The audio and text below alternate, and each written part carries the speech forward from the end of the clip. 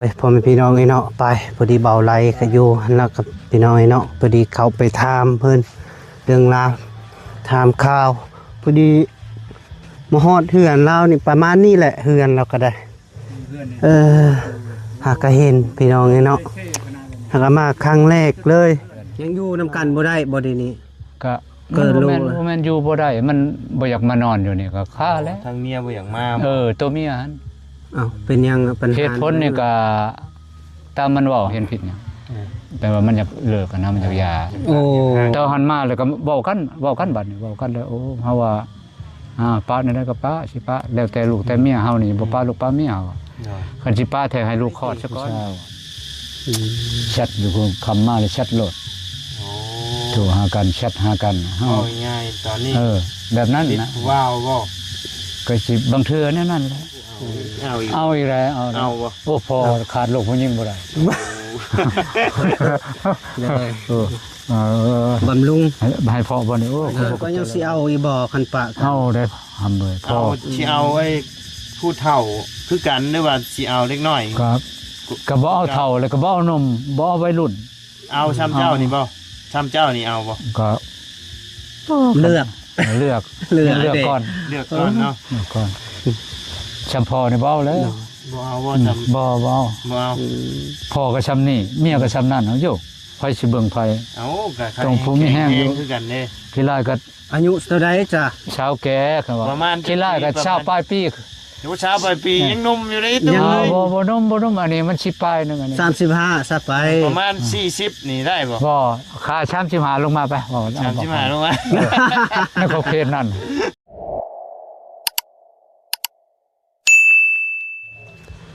เอา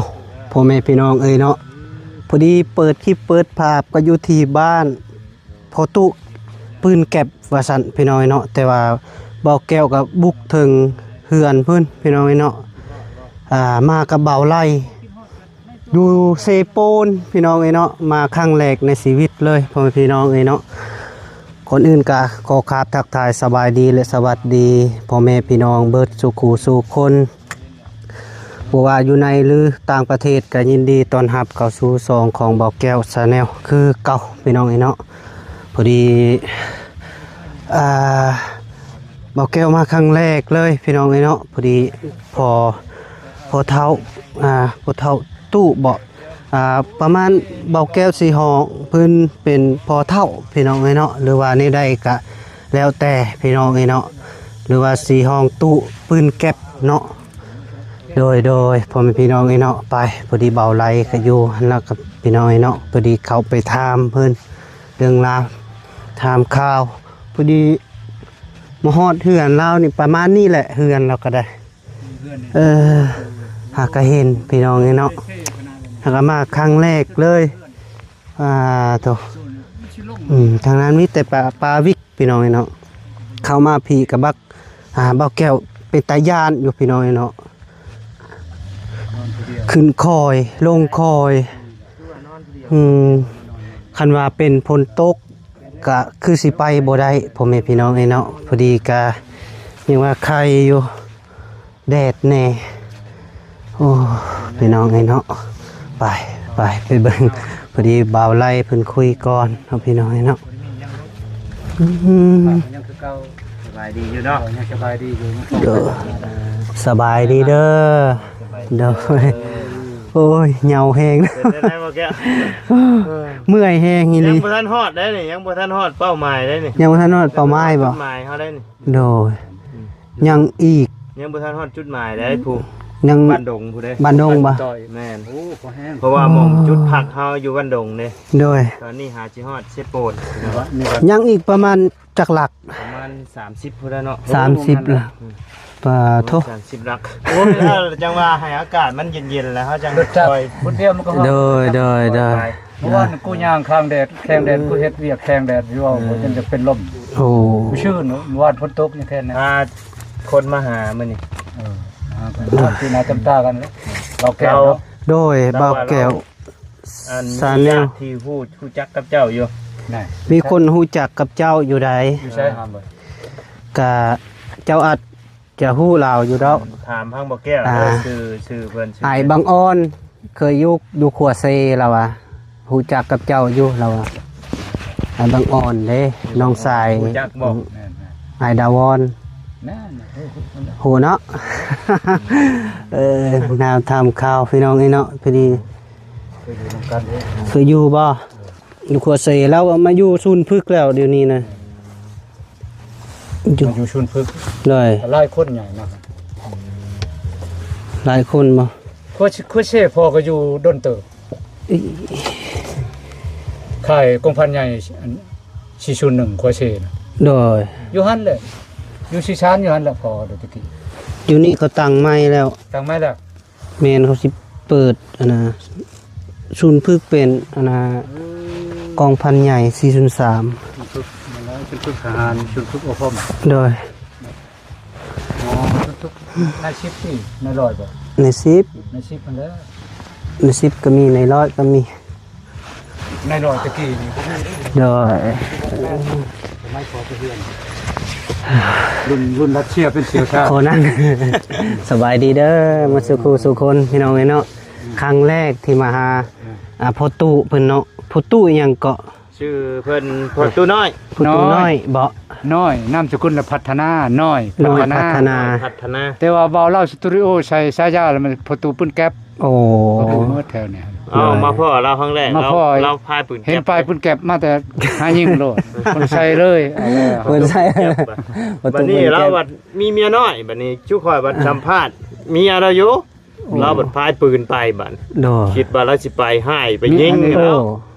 แบบนั้นติ ก็เลยคิดญาติแล้ว โอ้ บัดฮู้จักเราเด้อโอ้ยว่ะ โดย หาเชาวกินคำน้ำปืนแก๊ปยังว่าย่าน โย่ ไปสัง เนาะ เอก เออ โดย ไปมันมือได้นกปลิวตัว1 2ตัวมาตำปกคนดูเมียลูกกิน เป็นได้ลูก ขออนุญาต ใหญ่ นะ คานคานน่ะบ่ ใช่ลูกเจ้านะ เลยลูกก็อยู่ลุมพ้น อยู่ลุมบ่ อยู่เฮือนแม่มันเฮือนไปเฒ่ามันนอนอยู่เฮือนแม่มันเด้ โอ้ อยู่นี่พอนอนผู้เดียว ใช่คือจังว่าคลอดแต่หึงคือบ่ คลอดแต่หึง เมีย แล้ว มานำ มันสิเขาชาม4 เดือนแล้วลูกฮะ โดย สิเขาหา4 เดือน4 เดือนป้ายไป4 เดือน5 เดือน ยังอยู่นํกันบ่ได้บ่เดี๋ยวนี้ ก็ เกิดลูก บ่แม่นอยู่บ่ได้มันบ่อยากมานอนอยู่นี่ก็ฆ่าแล้ว ทางเมียบ่อยากมา ตัวเมียหั่น อ้าวเป็นยังปัญหา เหตุผลนี่ก็ตามมันเว้าหั่นก็จักสิแม่นจักบ่เฮือนนี่ก็มันก็บ่เป็นตาอยู่หั่นนะ โอ้ บ่เป็นตาอยู่ตานอนยามพ้นยังมันหัวมันยังมันก็มานอนนำกระโดนเติบเลยพ้นหัวลีหัวบอดตก ตกมื้อนั้นแห้งเนาะ แห้ง เปียกเนาะ เปียกแล้วคันมีลมมีหยังคันบ่มีลมยังแค่นแน่เจ้าขึ้นไปเบิ่งเฮือนน่ะมีแต่กระป๋องได้พอหอยบ่อนมันหัวลงนะ โอ้ ขึ้นไปย่ามันก็บ่อยู่ โดย ให้ลุงขึ้นไปย่าเทื่อหนึง มันพระ ตกมา เนาะ ยังคือเก่าพระนี่บ่พระตั้งหัวลงอะลี ทั้งหัว พุ่นช่วงนั้นอันนั้นเดี๋ยวนั้นมันพุ่นลบมันพุ่น โอ้ ตัวสำคัญ โดยกะกะบาบ บ่อนตอกเล็กตะปูแต่ละบ่อนน่ะก็ว่าจักลงหมดอันน้ำพ้นนั่นน่ะมันจักสิตันบ่อนได้ แสดงว่าตั้งแต่เข้าปีว่านี่นอนผู้เดียวบ่น นอนผู้เดียวแล้วจากฮอดปีเลยแต่เดือน7ปี2024คันฮอดเดือน7ปี2025ก็ปีนึงอันนี้มันจะฮอดปีแล้ว โอ้นอนผู้เดียวนะได้ จนเดือน4แล้วนี่เดือน5เดือน6เดือน7นั่นยัง 2-3 เดือนก็ฮอดปี เพิ่นก็มายามเจ้าอยู่บ่หรือว่าบ่ได้ ตะ มา กี้ เลย ตะกี้เห็นมาอยู่มาฉากโทรศัพท์เดี๋ยวนี้ก็ดนแล้วเป็น2-3อาทิตย์แล้วบ่เห็น นี่ มา ไผผ้าเข้าแล้วบ่เด่น เขาแต่เครือข่ายมันเขาบ่ทันปล่อยไผ ท่านได้ปล่อยไผ บ่ทันย้ายแต่ลังเฮือนย้ายอันนี้เครือข่ายใหญ่มันชื่อเขานั่นแหละ เป็นไดอันเพิ่นบ่มาแล้วมีปัญหาบ่หรือว่าใดๆ ก็ผู้จักมันก็จะมีปัญหาคือพอเว้านะมันอย่างอันนั้นเลยนะบ่อยากดีปานใด อยากห่างนะบ่ เขาเว้ากันเทื่อนึงเลยเว้ากันแล้วเทื่อนึงนอนกันดีๆมันหาเงินได้แล้วมันไปซื้อเหล้าซื้อยามาพ่อแม่มันถามเอามาหยังเราสิเว้ากันกับพ่อสิเว้ากันกับกับผัว กับผัว กับคอยนี่แหละมันว่าอ้าวเว้าเรื่องนี้ได้เราผิดหยังบ่เห็นผิดหยังแต่ว่ามันอยากเลิกกันนะมันอยากหย่า โอ้ แต่หันมาแล้วก็เว้ากันบัดนี้เว้ากันแล้วโอ้เฮาว่าป้านี่ได้ก็ป้าสิป้าแล้วแต่ลูกแต่เมียเฮานี่บ่ป้าลูกป้าเมียคันสิป้าแท้ให้ลูกคลอดซะก่อนเฮาว่านั่นนี่คลอดตรงนี้ดินคลอดแล้วลูก เนี่ยสมมุติเด้อ คลอดมันจะเว้ากันใหม่ได้จัง สมมุติว่าบัดนี้ลูกก็คลอดแล้ว คลอดแล้ว3 เดือน4 เดือน สิห้างเนี่ยเพิ่นให้อยู่บ่ดินของนี่นะ โอ้บ่ให้อยู่ก็เอามาใช้ข่อยเงินข่อยกินเงินข่อยเท่าไรแหละ โอ้ แต่ว่าข่อยอยู่นี่5 ปีแล้ว เนาะ เขาบ่มีเขากินเขาอยู่เงินเดือนค่อยชื่อตะกี้เงินค่อยชื่อ เดี๋ยวนี้เจ้ายังกินเงินเดือนอยู่ติ ก็ประมาณนั้น โอ้ กินแล้วบ่เนาะ เลยกินเนาะ ช่วง3ล้านนี่แหละ3ล้านไปมันก็บ่พอจะเฮ็ดหยังครับ แม่น ชื่อเพิ่นเป็น ประมาณ หมด นั้น นะ เข้าใจอยู่เรื่องนี้ บ่เกี่ยวกับสิบ่ดีอยู่แล้ว โดยโอ้ย บ่อันนั้นน่ะเขาแฟกเงินมาแต่อเมริกาเทื่อนึงมาบ่าวเราสตูดิโอมาให้ โอ้เพิ่น $100เลย โอ้ โอ้ $100แล้วมันเอามาให้ล้าน7 โดย มันว่าให้เจ้าชื่อเฮ็ดเทือนเด้อพอเด้อเฮ็ดเทือนนะเฮ็ดเทือนกับนมลูกเจ้าสิเอาตัวใดค่อยว่านมลูกพุ่นเลยครับ โอ้ มันบ่พอเฮ็ดดอกเฮือนดำเงินดำละ แนว ล้าน7นึงเฮ็ดเทือนได้ได้เนาะนมลูก ให้ช่อมแช่มนะ ลูกก็บ่มีนม เอาเพิ่นบ่ได้กินนมแม่บ่จ้ะ บ่ได้กินนมพ่อเลย อ๋อ เอาเมีย2คนนี้ได้หลังนี่ก็เฮือนเมียเก่าแล้วนี่ แม่นบ่นี่ เมียเก่าตอนมัน เมียเก่ามั มันไปไทยแล้วลูกก็ใหญ่6-7 ปีแล้ว เรามาอยู่นี่เราได้เมีย2คนนั่นแหละ เฮือนพ่อแล้วอันนี้บ่มีบ้านประตูพอเฮ็ดตอนนั้นปากัน เจ้าบ่สร้างเฮือนนี่ บ่แม่นคอยแล้วพอจ้าง โอ้ พอจ้างฉันพอเฮ็ดนั่นแหละเงินพอเด้ตะกี้ ก็แนวมันนะ แต่ว่าป้าล่ะมอบให้เพิ่นเลย เงินออกบำนาญใหม่แล้วเขาให้เงินตั้งต้นตั้งโตนะ เนาะ น่ะ50-60 ล้านนะมาเฮ็ดตัวนี้ เนาะ ป้านี่แล้วก็เขาว่าเจ็ดได้เฮือนเจ้า ประมาณจักปีจังได้กินเบี้ยบำนาญ อ้าว กินแล้วเลย ออก คัน พักพรแล้วก็กินรถได้หามื้อ พักพรกิน เรากินแล้ว เจ้านั่งโต๊ะนั่งตังเนาะตะกี้กินเงินเดือน เจ้าออกเขาอันนั้นปลดตำแหน่งเจ้าสมาปลดตำแหน่งหมดหน้าที่เฮ็ดแล้วเจ้าเดี๋ยวนี้เจ้าเฒ่าเจ้าแก่แล้วกินเงินบำนาญพักกินเงินบำนาญเขาให้กินเลย 60กว่าๆถือว่ากินบำนาญ ประมาณ60กว่า แม่น 60ผัว 60กว่า ผู้หญิงละ40ป้าย50ป้ายมีนั่นก่อน เนาะ ผักการแต่ว่าเรายังแข็งแรงอายุจักปีแล้วเดี๋ยวนี้ โอ้ยเกิดพอก็บ่ได้เกิดปีหนึง1958ลบลงดู 8มันแม่น7ปลาย 60ปลาย 70ปลาย ปี1958เอาปี2000 ใช่ๆเบิ่ง 26ลบโลด2026ลบออก1958เป็นระยะทางของชีวิต 1,000 2026ก่อนแม่ตั้ง บ่ได้ก็ได้ 1,958 1958 เกิด ลบ2,000 ห่วยมันสิลบได้บ่คือ2000 68 ปี แน่คือแม่นปานนั้น 68 ปียังบ่ทันฮอด70 แม่นปานนั้นปานนั้น 68แต่ว่าเจ้าก็ไวเติบเนาะได้กินบำนาญ ห่วย เจ้ากินมาจากปีละ เบิ่ง2,000ชาวนะครับแต่2,000ชาวเขาเริ่มต้นนะ 21 5ปีกว่า 2,000ชาวเนี่ยเขาห้องขึ้นห้องการของคนในรุ่นพอนี่ แม่นๆเนาะเพราะว่าเราก็60ปลาย แม่น5ปีกว่า รุ่นพอนี่ออกปีนี้เป็นชุดตำบิดของกองพลบ่ทันกินบำนาญจักเทื่อรุ่นพอนะ36คนขึ้นไปหั่นแต่บ่ได้กินหมดบ่ได้กินเงินใครบ่ครบชุดคือพอพวกจำนวนส่วนหลายมันกินเงินบำเหน็จเขาจ่ายให้ก่อนเดียว10ไปล้าน20ไปล้านแล้วเลยพวกนั้น ได้เฮาบ่ฮู้เรื่องตัวนี้ แม่น เอาเงินบำเหน็จกับเงินบำนาญต่างกันได้ แม่น สมมุติเจ้าออกเขากึ่งให้ก่อนเดียวเลยเงินบำเหน็จน่ะเขาห้อง บำเหน็จอีก เขาห้องบำเหน็จ คือบ่ได้กินแต่เทื่อเดียวเนาะ กินเท่าเดียวหั่นแล้วคือพอนี่ยังเอาก็ได้บำเหน็จนี่พอบ่ยังเอาอย่ามันเอานี่ได้อยู่ประมาณ100ปลายนี่แล้ว100ปลายแล้วจะไปฮอดจักมื้อ แม่น เจ้าพนันตายเจ้าสิหาหยังสิได้อันนี้กินแน่เนี่ยกินคู่มื้อคู่เดือนคู่หยัง แม่น พอได้จุได้จันบัดเฮาไปหาเฮ็ดให้เฮ็ดนาเฮ็ดหยังสวยเขาก็มาตื้มเฮ็ด บัตรเงินเดือนออกได้ซะเจ้าไปเอาเองบ่ เอาเองกดเอาเลยแหละมันมีบัตร ATM นี่ ได้เพิ่นโอนมาเนาะ เพิ่นโอนมากระช่วงที่โอนมานี่อยู่ธนาคารกิจการเมืองสกล ได้ หรือว่าบัตรตัวนี้เอาอยู่ธนาคารเอาตู้ ATM ตัวใดก็ได้ ได้เบิด ได้เบิด ได้ หากบอนค้าประจำแต่ธนาคารกิจการเมืองสกลนี้บ่รับเงินเดือนตะกี้รับเงินเดือนได้แล้วต่อมาแล้วประมาณ 2-3 ปีนี่2 ปีนี่แหละเขาอันนี้ให้บัตรกดนะเฮ็ด แส บัต ด รง กด ว่าเจ้านี่บ่ได้ไปหาลูกชายเลยบ่คุมื้อนี้ ไปหากนมากินนี่ อ๋อไปหาสิมาแต่ว่า อุ้มอยู่กินนี่ แต่ว่าเมียน่ะ เห็นอยู่บ่มี เห็นนั่นแหละยานนั่นนี่อะไรนั่นน่ะมา ตอน สลา นี้ ย ตอนนี้เพิ่นอยากเลิกอีกบ่ตอนนี้ ก็คิดว่าแน่นั่นแหละ บ่มีลูกจักคนเลย ผู้เดียวนี่แหละหาก็เอา4-5 ปีผู้เดียวนี่ ลูกก็ยังน้อย ลูกก็ได้ประมาณ4เดือนปลาย3เดือนปลาย4เดือนนี่แหละ เนาะ ๆเพิ่นก็บ่ได้อุ้มลูกอุ้มเต้ามาเล่นอยู่พี่เลยเนาะ บ่มันดูมาเทื่อหนึงมาชาวโทรศัพท์ ใช่จ้ะ น้องเมียแหละบัก น้องเมียบ่ บักอาวานมันมาชาวโทรศัพท์กูมื้อ อยู่เรือนเพิ่นบ่มีหมองฉากไว้ มีมงเช้าแล้วมันหลายหน่อยแต่แห้งอันนี้แห้งน้อยก็ข่อยอันนี้แสงโซลาร์เซลล์เขาน้อยๆนี่เขาไปช่องเครื่องแล้ว ซากโซลาร์เซลล์ แสงโซลาร์เซลล์ ยังบ่ทันไผยังบ่ได้เข้าได้บ่า ยังใช้ชื่อวางตะข่ายชื่อบ่ทันไผบ่ทันปล่อยไผ คือว่าเปิดตู้ได้ซะ โอ้ยนั่นตัวอันนี้เขาติดจักรไฟฟ้ากบอยู่หั่น อ๋อ จักรไฟฟ้าน้อยมีเครื่องปั่น ได้คันบ่มีเครื่องปั่นกับหม้อไฟก็ได้ มันหักหมดไว้หม้อไฟเขาน่ะ เลย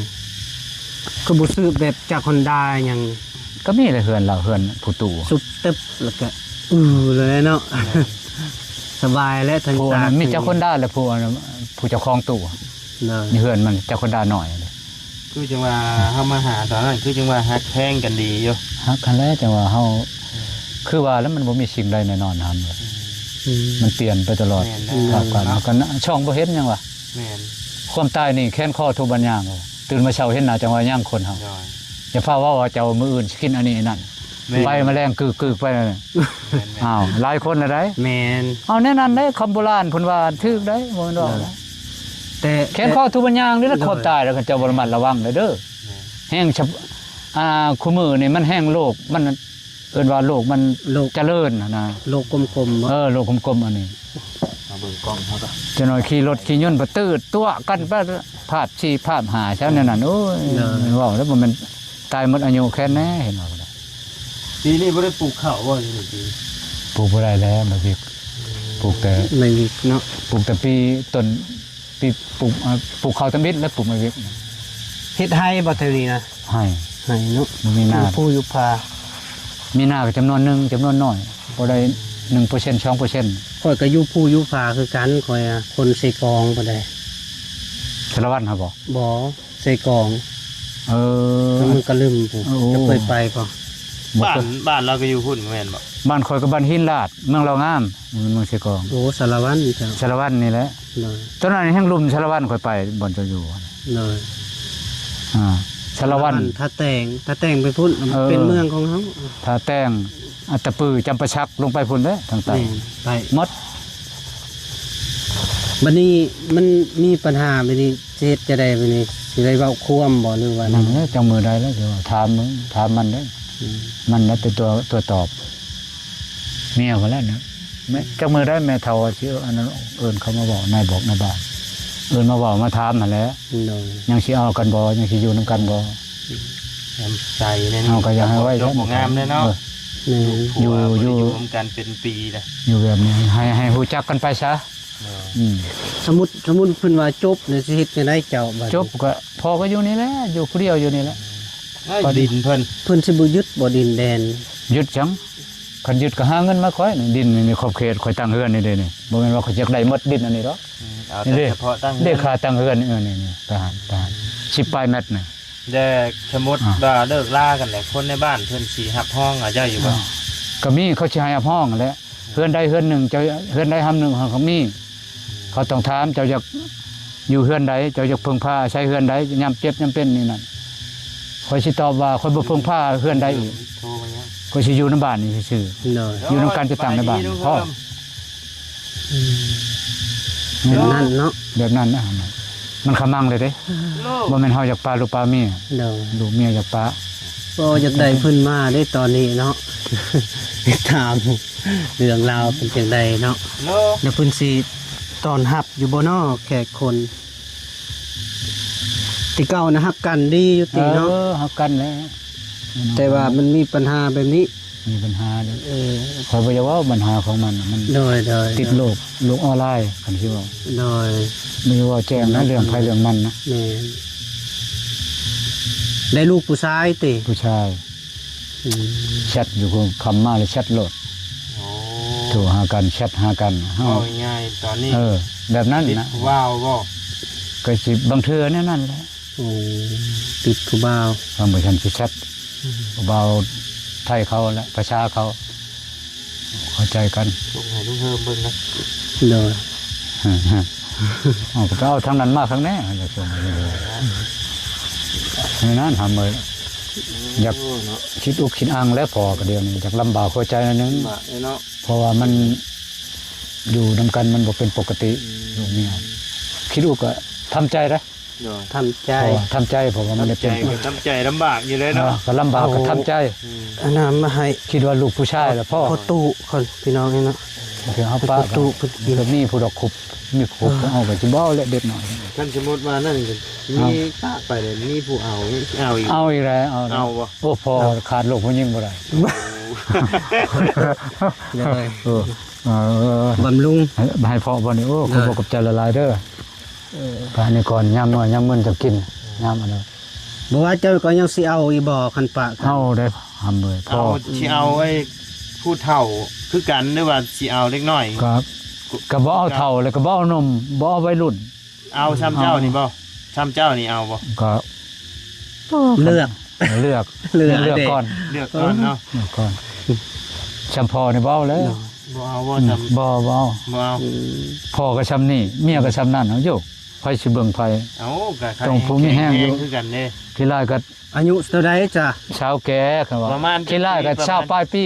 เดี๋ยวเช้าไปปียังหนุ่มอยู่เลยตัว อ่า เลย บ่นมอันนี้มันสิปลายหนึงอันนี้ 35ซะไป ประมาณ40นี่ได้บ่ บ่ค่าช้ำสิหาลงมาไปบ่ 35ลงมา ในขอบเขตนั่น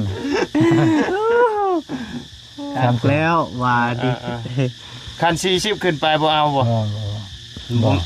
คอและคออยู่ผู้เดียว อยู่ผู้เดียวใช้ดีกว่า เออ จะเอาอัน กับมันหนึ่งช่องมาผู้มีลูกหลายพอก็เว้าได้ลูกกับลูกผู้หนึงใช่หรือช่องคนอย่างเก่ง โอ้ กายช่องคนละเว้าสินมสิน้อยก็อย่ามันบ่อยากเลี้ยงลูกหมู่ สมมุติว่ายังนมอยู่นี่สาวชำน้อยแม่ห้างน้อยเอาบ่ เอาแล้ว แต่ว่ามีลูก2คน3คนอย่างสิ มาชามบ่เอาชามในห้างน้อยก็บ่เอา บ่เอา บ่เอา อ้าว บ่ คันหนึงนี่เอาเนาะ มันดูผู้หนึงนี่เอา ผู้หนึง2คนนี่เอาเนาะ หรือว่าช่องซะอย่างหลาย นี่ได้พอตู้เจ้าสิไว้บ่คือเอาไว้นุ่งแท้ โอ้ย เจ้า เอาน้อยเกินแล้วเจ้าบ่ย่านเขาเป็นคือในนี่อีกบ่ใช่ บ่ย่านผู้นี้มันบ่เกี่ยวกับเรื่องนั้น โอ้ มันเกี่ยวกับเรื่องใหม่ กับเรื่องใหม่ มันเว้าเรื่อง มี คนหูเบาใจง่าย เลย คนชับชอพังง่ายว่าอันนี้นะ เชื่อใจ เพราะว่าเรื่องนั้นบ่แม่นว่าเฮาสิกระทำบ่ได้จังดีมันบ่แม่นก็พออยู่พอใช้พอกินอยู่ เลย ถ้าเป็นผู้อื่นก็บ่คือแนวนี้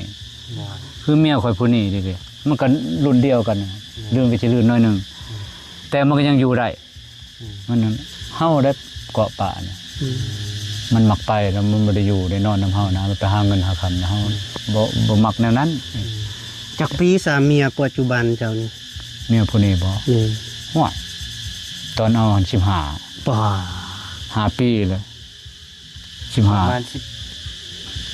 16 17 18 9หัวนี่จะเฮาเช้าเลย สา เช้าว ไป แล้วนี่สาวไปสาวอีก 10 สา บ่ ว ฮอดนะชาว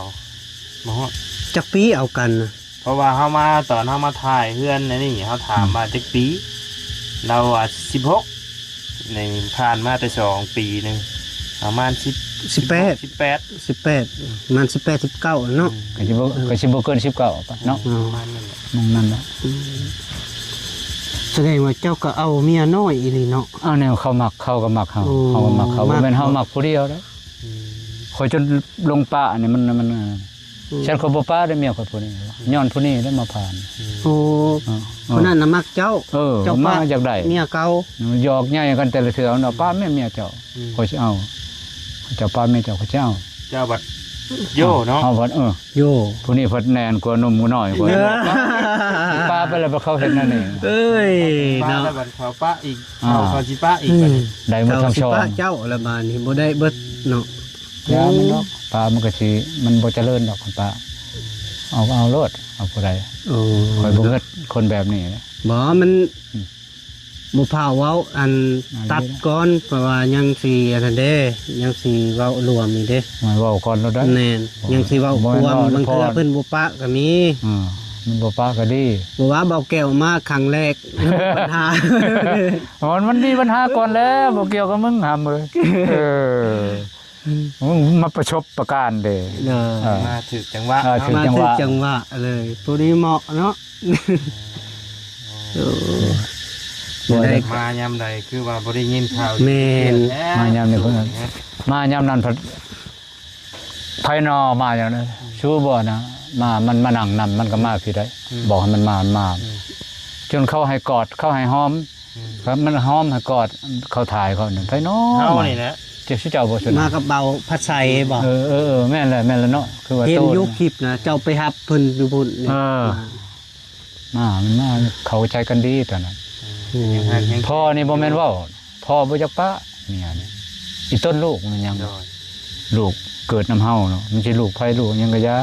มันเกิดน้ำเฮาได้เลี้ยงเฮาได้เบิ่ง โดย จับแต่ตีนแต่หน่อยเลือดย่างอันนี้นั่นเอาไปปลากันนี่ เจ้าคือว่าในนั้นตุ อ้าว เจ้าคือว่าไอ้นั่น ก็ว่าได้นั่นแหละลูก คือจังว่าบ่เห็นเอาเงากะยา ว่าแม่นเอ้ยโตนั่นเว้ย คือว่าในนั้น เจ้ายาน เจ้าย่านบ่ บ่ย่านนั้นมันเขาจะมันขึ้นเฮือนมันขี่เฮือนนะ อ๋อ นั่น เจ้าบ่แล้วเพิ่นอยู่นำเจ้าแล้วก็เป็นลูกเจ้าแท้ๆแหละสิเป็นของอื่น เจ้า บ่ บ่ได้นอนนำบ่สามี โอ้ก็นอนนั่นแหละ น่า ก็ น บ่ อน รู้ เป็น เด้ ตู้ใส่คนอื่นบ่ได้เลย ของอยู่น้ำเขาน่ะ ของอยู่ของเขา คันเขาต้องการไปมันสิยากอีหยังเดี๋ยวนี้ กะทางประตูแล้วก็อาจจะคู่อยู่ในใจนั่นแหละเนาะ ไปบุญไปบาปอันนี้นั่นก็สิยากอีหยังนี่คันคนพอใจกัน แต่ เรื่องนี้ ก็ นะ อาจจะบ่อยากเบ้าเนาะ บ่อยากว่า มันก็มีอยู่หั่นแหละเราเสียงเบ้าออกมาในนี้พี่น้อง นี่ จังไดก็ สมมุติไปบุญไปบาปนี่พัวชวนไปนี่บ่อยากไปโอ้ยบ่ได้ย่างนะบ่อยากย่างบ่ไปกับผู้อื่นคือย่างมา ไปกับผู้อื่นย่าง มาไปบุญไปมาเช้านั่นเช้าแป้งมาบางหนึงนี่ ย่างลัดเลย มันบ่ไปหันคนในเฮือนนั่นน่ะพาไปแต่เว้นคนในเฮือนไปแต่เว้นมันก็เขาทานั่นก็บ่เห็นมามันจะเข้าไปบุญกลางบุญนั่นน่ะช่วงเฮือนะ โอ้ ช่วงเฮือเป็น โอ้ มันช่วงเฮือปีใหม่บุญปีใหม่โอ้ย บุญชื่อเพื่อบ่ได้ไปบ่ บ่ทาจนบ่มาจนฮอด1 โมงกลางคืนมันมาผู้เดียว มาคอยไปถามบอกมากับไผก็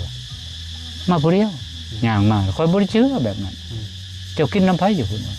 อยู่บุญอยู่บ่กินน้ำหมู่ผู้หญิงหรือผู้ชายผู้หญิงคอยบ่เชื่อคอยบอกจนฮอด1 โมงกลางคืนมาผู้เดียวบ่กดหัว เจ้าก็บ่ได้ให้ได้ด่าติ บ่ได้ด่าได้หยัง ยันเจ้าให้แล้วเพิ่นก็เสียใจนะ บ่ค่อยบ่เคยด่าเมีย บ่เคยให้เมียหรอกตู่ บ่เคยให้ เมีย2-3คนบ่ได้เคยด่าเคยปล่อยจักเทื่อบ่ตีน เด้อ บ่ได้ตีนลงเมื่อจักคน เด้อเด้อ นั่นแหละ มีหยังก็สู้ จูแล้วบ่อยากป้าอีต้นลูก เลย โอ้ยลูกเฮาเกิดน้ำเฮาบ่ได้พ่อแม่ป้ากันบัดนี้มันก็ยากเด้ โดยยากอีเลย เขาเลี้ยงสมมุติพ่อใหม่มาจักสิแพงชำเฮาหรือบ่แพงชำเขาหรือบ่ โอ้แนวมาแล้วเรื่องตัวนั้น ของ ยัง เฮา บ่ทันรู้ อันนั้นน่ะพ่อบ่อยากป้าแต่ว่าเขาอยากป้าก็จำเป็น โดย เขาเว้าสิเจ้าแล้วบ่ว่าอย่าบ่อยากป้า เทื่อหนึงแล้วเว้ากันอันนี้เทื่อที่2นี่ เทื่อที่สองกับ เทื่อที่สอง เพิ่นเบ้าว่าอยากป้าบ่ บ่ทันเว้าเทื่อที่2นี่จะบ่สิมื้อนี้ แต่ว่าการออกเนาะ อาการเขา ลูกชายกินขนมเป็นนะบ่ เป็นแล้ว เอากินขนมนี่บ่ต้องคิดลายตู้ ก็เนาะ สู้ๆบ่ต้องคิดหลาย ครับ เลย ไปสามีแต่ว่าเฮาก็สิได้ลงไปเยี่ยม ไปเด้จังหน่อย น้อง มันอยู่หันแหละน้องคำนะ น้อง น้องช้าง น้องนางน้องบงแล้วก็ อยู่หันหมด สาวคำเพิ่นก้อนพี่น้องเลยคือได้ยินข่าวว่า มาแล้ว แต่เฮ็ดเบียกแต่เวียงแล้วเนาะ มาแล้ว โดยโด มาเลยจักสิเมื่อบ่ได้จังเขาเมื่อยได้ ยามมึงก่อนโดยแม่นแล้วเพิ่นมาเด่นสงกรานต์ซื่อๆแล้วน่าจะมาเด่นสงกรานต์ซื่อๆหั่นแหละ โอ้บ่าวลาวสตูดิโอไปทางใดล่ะคือไปนะเห็น ทอดแล้วบ่ พ่อเล่าอยู่ ภาคความคิดถึงจะ อ่า หาเล่าติฮะ บ่าวลาวสตูดิโอโอ้ยบ่หายหน้าหายตาดนน่ะ เออ พอความคิดฮอดคิดถึงเด้ออยู่ใจไรมายามพ่อแน่ โดยนี่มีหยังอยากฝากบอกทางไอออนน่ะนะ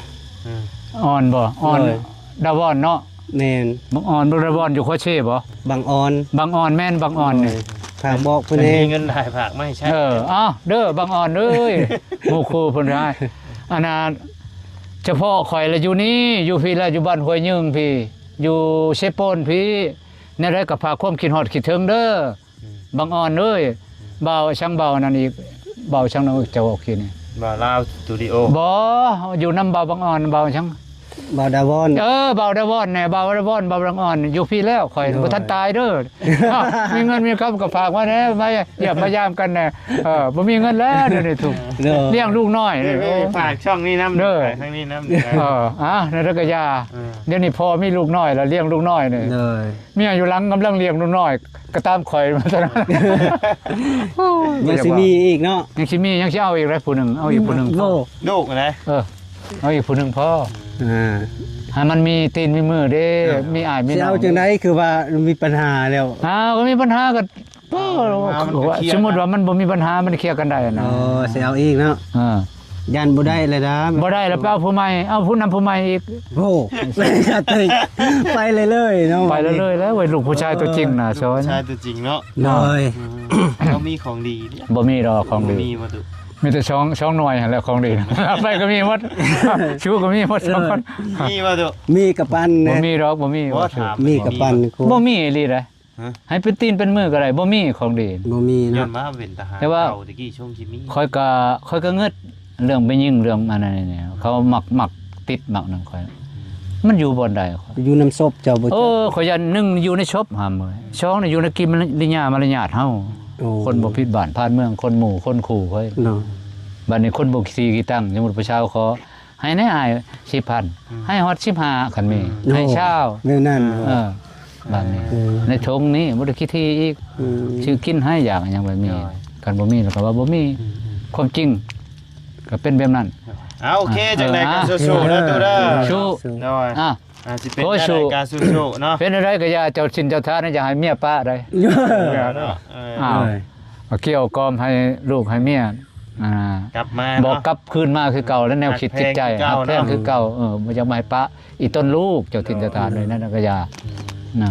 นอนผู้เดียวซั่นเนาะ นอนผู้เดียว มีแต่หาเงินเฮ็ดเรือนงามๆได้ใส่เมียมาอยู่นำ เฮ็ดได้วิธีหาเงินสิได้เฮือนงามบัดนี้ ป้า โอเคสำหรับพี่น้องเอ้ยสำหรับ วิธี ลำลาได้เด้อ วิธีพอนี่ ยังบ่ทันมีใบสมุนครัวมีใบสมุนครัวมีแต่ไปยืมธนาคารอยู่ เนาะ คือเฮือนหลังนี่ยืมนะตอนนั้นเขาบ่ทันใช้ใบสมุนครัวเลยแต่ปีไทยนอก เนาะ เดี๋ยวนี้เขาอยากให้มีใบสมุนครัวยืมมาไปยืมพอจะไปยืมเท่านึงบ่เขาบ่ให้ได้ใบสมุนครัวเก่าของอยู่เชโนนี่บ่เอาบ่มีผู้ลงลายเซ็นเด้มาเฮ็ดอยู่บ้านหัวยึงนี่เขาลงลายเซ็นในเอกสารต่างๆจังได้เงิน โดยขออนุญาต โอเคป่ะ ขอบเขตยืมนี่ได้แต่60ล้านพอ เจอกัน 60ล้าน คลิป ลง หน้า มา เด้อ จ้า สบายดีเด้อ โอ้ยสบายดีของใหม่เด้อ โดย โอ้หาจิแกะเจี้ยออกนี่นะ เอาพ่อแม่พี่น้องไอ้เนาะพอดีมาหาพ่อตุปืนแก๊ป เรื่องเล่าวกับประมาณนั้นล่ะพี่น้องไอ้เนาะมีแต่ว่าคุยนำเพิ่นเล็กๆน้อยๆอ่ะล่ะเอาขออยู่ดีมีแห้งสุขภาพเข้มแข็งอย่าเจ็บอย่าจนอย่าขาดอย่าสนโศกมานลำรวยเด้อมื้อสู่คู่สู่คนอยู่มันคนยืนตลอดปีตลอดไปโดยบ๊ายบาย